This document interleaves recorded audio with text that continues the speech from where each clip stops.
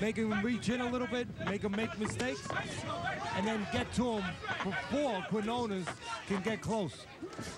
And again, Narh picking the right punch in that last moment, which was scored a knockdown, looking for the right hand with the southpaw Quinonez.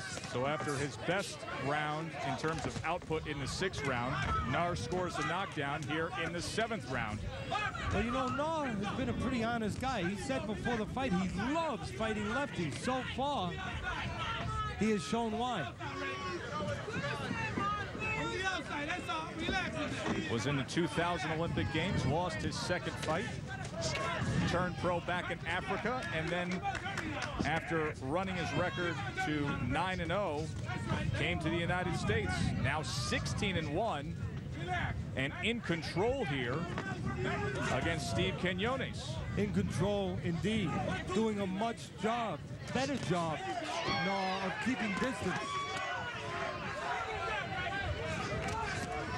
Quinonez now pressing forward, goes to the body with a right hand. Let's go, Raymond. Let him go. Those body shots can end it quickly, especially being thrown by Quinonez. Everything he throws to the body is to the solar plexus. That can take the air out quick. We'll look at the knockdown when we come back. Introducing Duralast, auto parts built to exceed the need. Alternators built with heavy-duty electronics for longer life. Brake pads built with molded technology for maximum durability. Water pumps built for improved engine cooling with some of the best warranties in the business, all built to exceed the need.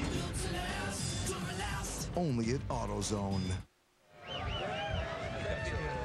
There is the veteran Steve Quinonez. Uphill battle in front of him now. 1 round to go in the 7th round. Teddy, he hit the deck. You can't throw wide shots.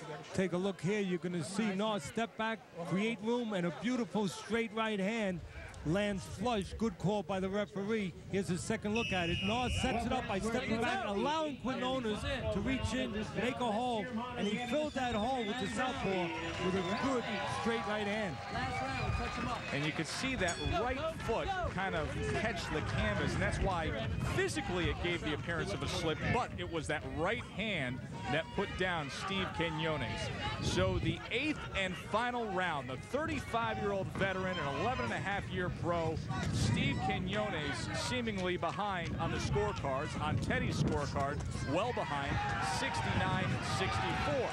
He needs to go for it here if he wants to pull out the win in front of his home fans. It's no longer about using your jab to work your way in, bringing your feet to work your way in if you're Quinonez. Now it's about 2 things, I believe, to pull this out of the fire. And indeed, he has to pull it out of the fire according to our scorecards. Quinonez can either back up Narh and try to catch Narh, the taller man, stepping back, maybe with his hands down. Step with him and try to catch him with a left hand or a right hook. Or Quinonez can go to that body.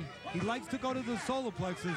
That is a punch that can suddenly take the air out of an opponent. He's had moderate success to the body, so the opportunity has been there. Comes in that time, tries to fire off the right hook, and then a left hand on the inside. For the now most part, let that leather go. So for the most part, Narh has used his height as an advantage. It's up to Quinonez to use Narh's height as a disadvantage. Teddy had a golden opportunity there with the left-handed Quinonez. Just missed getting it right on the button of Narh. He's got another minute and 25 seconds to get that advantage or that opportunity again and pull the trigger on it. It will be there. Just missed a solid shot right on the chin halfway through this 8th round. As we said, Narh, for the most part, has taken advantage of his height. Quinonez can turn that around by making the height of Narh a disadvantage. Right there, by catching him as a tall man stepping back, as a man who gives you a lot of target. You can see, Joe, that's what's on the mind of Quinonez, and he's got 50 seconds to pull it off. Back up Narh, and then pitch something behind him. Make the taller man go back into a big punch. Come on, Raymond, don't hit him there. 35 years old, a pro for over 11 years, Steve Quinonez. He said to us yesterday, at my age, I have no choice but to win.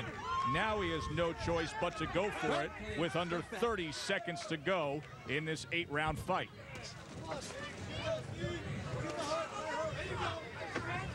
The window of opportunity for Quinonez Watch your hands, guys. is to catch the taller Narh being tall as he steps back. Stop! Stop! 8 seconds Box. for Quinonez to land a prayer and a punch. Rushes in.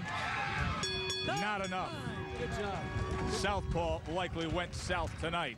Good effort by Narh. We will come back and hear from the judges here in Cathedral City on Wednesday Night Fights. Stay with us.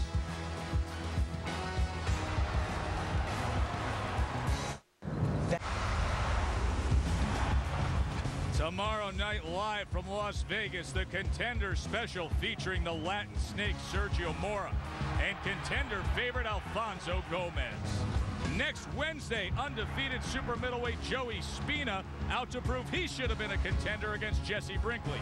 And Friday, May 12th, lightweight brawl, Edner Cherry takes on Monta Mezclay on ESPN2, your boxing authority. Good stuff to come on ESPN Boxing. We had a good opening fight here on Wednesday Night Fights. Narh, moments away from likely hearing another win in his career, but moments ago, Steve Quinonez had this opportunity. Yeah, he's not going to say I could have been a contender. He was a contender, but he could have maybe landed the one big shot that he just missed with that left hand with Narh's chin laying right out there. A look at the punch track fight recap between Quinonez and Narh, and look at the productivity from Narh in only 8 rounds, throwing 660 headshots, landing 29% of his total punches. Teddy Atlas's scorecard after 8 rounds. The right hand in the 7th round, as Quinonez was coming in, scored the knockdown, thus the 10-8 round. Now for the official judges' scores, let's send it up to the ring to Jimmy Lennon Jr. Ladies and gentlemen, after 8 rounds of action, we have a split decision. Here are the score totals. Judge at ringside, Jerry Cantu scores about 77-74 in favor of Sugar Ray Narh. Judge at ringside, Raul Cais Jr. scores the bout 77-74 in favor of Steve Quinonez. Judge at ringside, Dr. James Jankin scores about 79-72 in favor of the winner, Sugar Ray Narh. Teddy, it is not often that you have a split decision where one judge has it 79-72 and another judge has it 77-74 the other way. I don't see a split decision, especially 77-74 at all. That should have been a unanimous decision. Get that judge out of the sun. Well, Get him out of the sun. unfortunately, He's been in the sun too long. Unfortunately, he's going to be a referee a little later on this bout sheet. Coming up, we will have our main event with the former world champion Charmbe Mitchell against Jose Luis Cruz. As for now, we send it back live to Las Vegas with Brian Kenny and fan favorite Alfonso Gomez.